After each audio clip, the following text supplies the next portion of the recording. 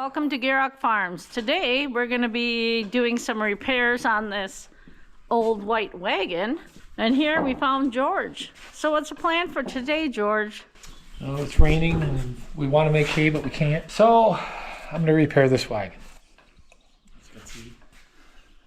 My kids hate this wagon because they never want to unload from it because it's narrow and it doesn't have the side openings and different stuff. But I look at it, it's another wagon that still brings another load home, and the day gets to be too much, we can still get something done. This was my grandpa's wagon. He had two of them. My brother's got the other one.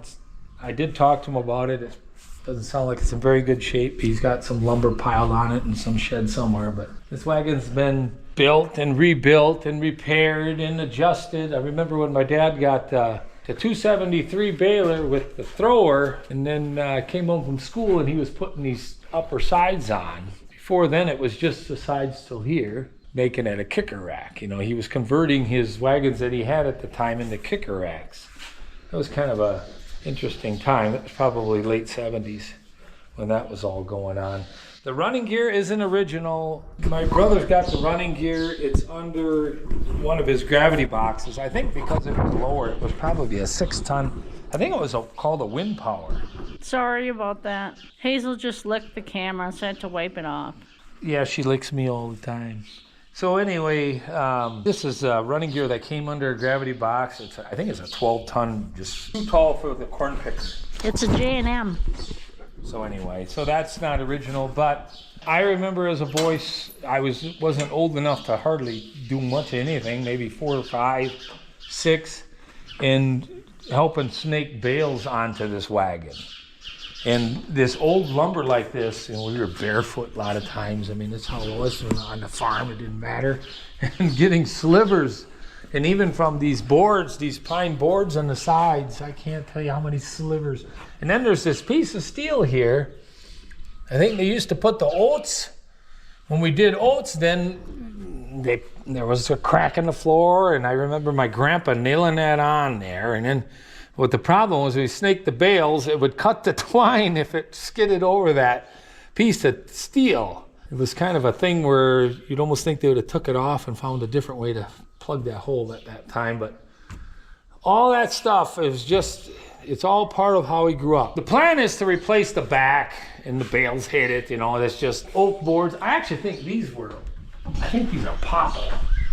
In '88, my dad had lumber sawed there, and we had to rebuild it, or maybe it was even before then. So then there's a rod goes through the back, and he did some welding and some fabrication stuff, and then there's some angle irons there. So this here, this is the front. I know these 2 stakes are original with this car siding, and it's so beat up. There's so many nails in it, re-nailing it back together, and that goes into the stakes here.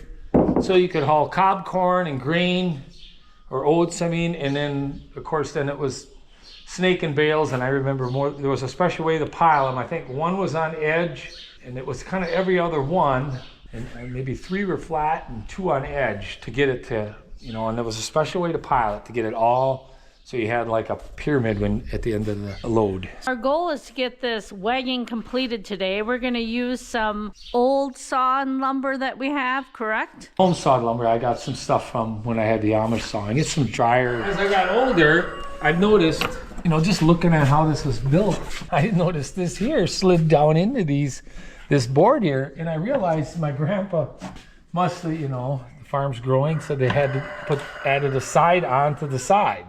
So this wagon was actually adjusted 3 different times for, you know, the way the farming has changed. And back here, I want to talk about this because we had 2 of these, and a lot of the neighboring farms did some of this too. You old guys know what this is. I know you do. This was something, I don't know if this was metal fabbed. It looks like it was probably made by just some local welder or something, but there's this hook here, and this pipe would turn very slowly. So you had, I don't know what they called them. There was like I think my brother still got them. There was 2 of them. And it was on 2 cables, and you'd put it into the front of the wagon, and it would pull the whole load towards the back. So for instance, didn't have the stall sides on, you'd slip out this back. You had this chain binder here that you could unhook this. You had, for instance, cob corn in here. You would back that up or drive across and you'd flip down your drag for your elevator and then back up a little bit. And then you'd have this unit. It was on a motor and it was with a belt, it geared down. It was kind of heavy to carry, but you inserted it onto here and then it hooked into here. That's what held it. And then you plugged it in and it would run slow. And it had a little toggle switch on top. So then this pipe would turn and it would wrap that cable up. I think it would go this way. So the cable would go through here. So in the fall of the year when you did cob corn, you had to put that front in there and you'd put the cable through, and I suppose it had a clamp. There was one on each side, and that would roll real slow. And then with a corn drag, which was kind of like a bent manure fork in a sense, that would feather that corn into the elevator. And if it was coming too fast, you would shut the toggle switch off. And there's even a notch here. I'm sure that was where the motor or something, so it didn't interfere. And I remember doing that hundreds of times. Taking this whole back out. It's set to the point where back in the day when we started, we would salvage all this. But it's just, let's just say it's not worth the time anymore. We're gonna get this out of here and just put a new back in completely. We'll check back in with you guys when we make some progress, okay? We got the back out of the wagon, so now we're just removing a couple pieces of hardware here, so that's what we're gonna do next. I got a 1/2-inch wrench and socket, so that'll be the next project.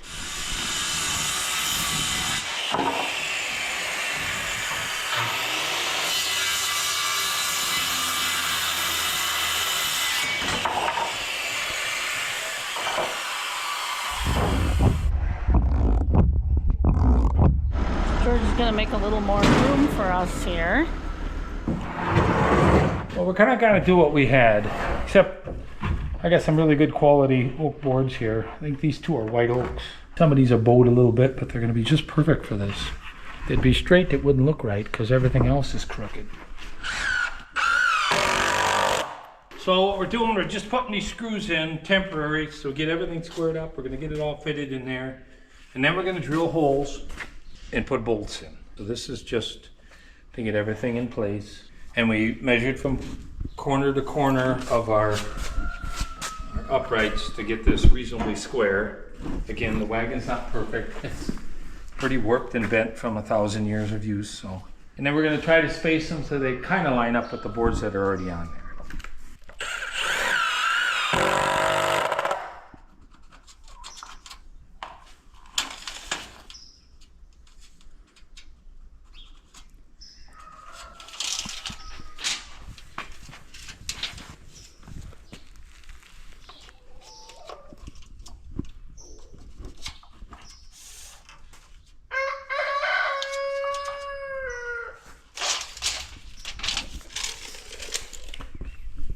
We sure have some noisy neighbors today.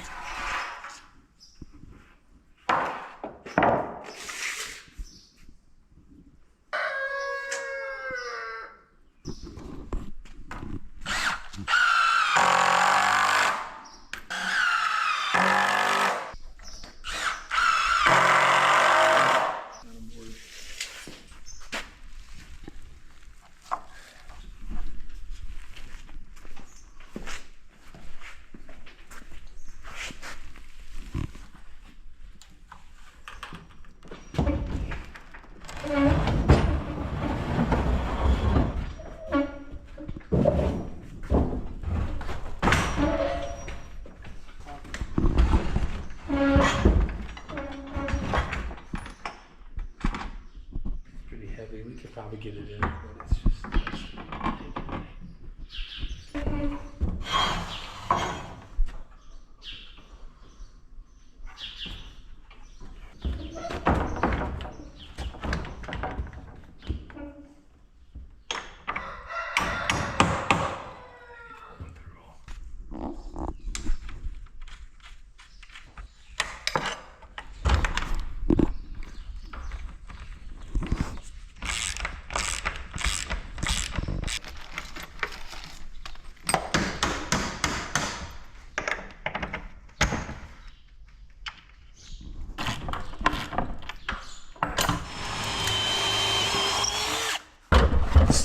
white oak.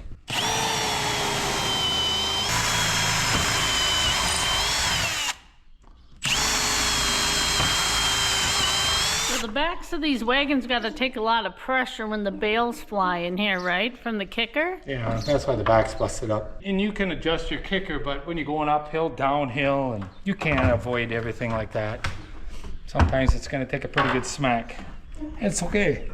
Just rebuild it again, you know, in another 30 years. I would say this wagon's probably could be built in the 30s, 100 years. If you had all the feed, all the crop that this thing hauled in, and it had lumber, logs, firewood. I remember unloading firewood many times into the cellar off of these here wagons. We would never have to make any of that ever again if we had that all in a pile. It's mind-boggling, I think, and I think that can be said about a lot of these older things like this.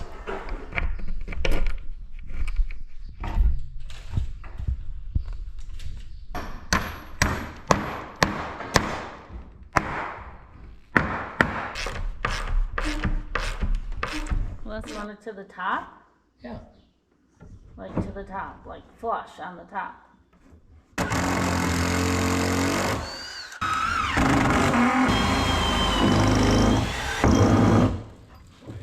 So they'll...